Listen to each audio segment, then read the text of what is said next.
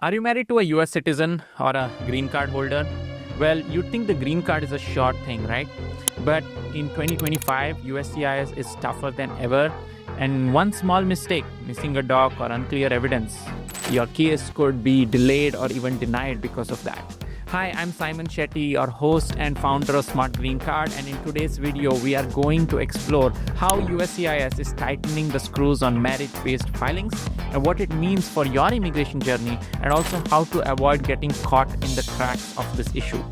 Quick heads up though, I'm not an immigration attorney and this video is just for educational and informational purposes only. If you need specific legal advice, you should always reach out to a licensed US immigration lawyer. Now, let's dive straight in. USCIS has made it clear that they are getting stricter about marriage-based green cards, especially when they suspect fraud or weak evidence. Now, that said, if you are doing everything right and without any sinister activity behind it, it's totally fine. You will be in the clear. But here are three most important updates. Marriage scrutiny is increasing and USCIS is digging deeper than ever, reviewing your financials, your living arrangements, and also your relationship history. Missing documents can trigger denials or even surprise home visits can be conducted by USCIS to validate if you are truly living together and if you are actually a bona fide couple or not. Officers may also reach out to your family and start checking personal backgrounds early in the process than usual. Interviews are back and they are tougher. During COVID, many people got their green cards without an in-person interview, and that's kind of over. USCIS is now bringing back in-person interviews and asking more detailed questions than before, and they'll look closely at the timeline of your relationship, also how well you know each other. If anything seems off, they'll probably dig further deeper, so be prepared for that. And yes, they are checking your social media, and this is real now. If your profile says that you're single or you never mention your spouse online, or maybe you don't have your spouse's pictures posted online, that's not a good thing, and that's probably a red flag overall. Now, photos, posts, even tagged events are being kind of used to check your story. Make sure that your online presence aligns with your application, and also additional key changes to be aware of in 2025 are that in addition to the strict scrutiny, there are also a few more rule changes you absolutely need to know. One of them are revised application forms. So Form I-130 and I-485 have been updated. USCIS now requires applicants to use the latest versions of those forms only. Old versions may lead to delays, or they might just send it back to you, rejecting the entire packet.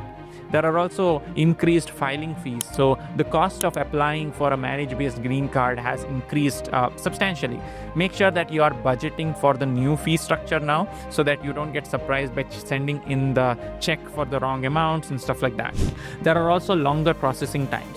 With more applications and stricter checks, green card processing is taking longer than before right now. So make sure you account for that extra time that it takes. Smarter alternatives to marriage-based green cards are also available. See, we don't handle any marriage-based profiles in Smart Green Card. That's not what we do. But if you are a professional or a researcher or an entrepreneur, you have better options. And here are three great options that you can possibly pursue if not for marriage-based green cards.